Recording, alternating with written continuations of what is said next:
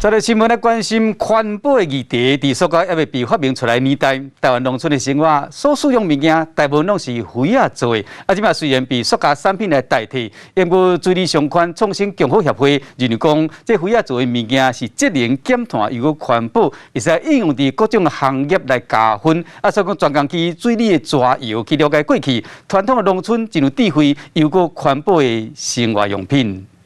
因为这种的小火无健康吼，所以世界迄个猪肉较袂臭烧。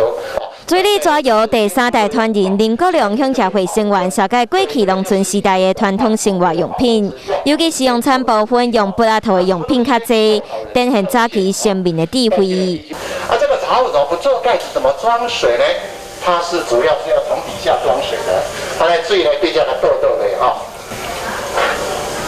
然后呢，这个水就流在里面了哈。然后这个水呢，是从这个地方呢流出来，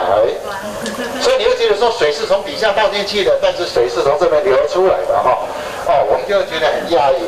水利相关创新共好协会计划要结合乡内各种产业来活化地方，落实食农教育和里山精神，要展现伫未来要举办的大地餐会当中。 我们现在第一堂课，我们是透过这种农村厨房这种无塑厨房的概念，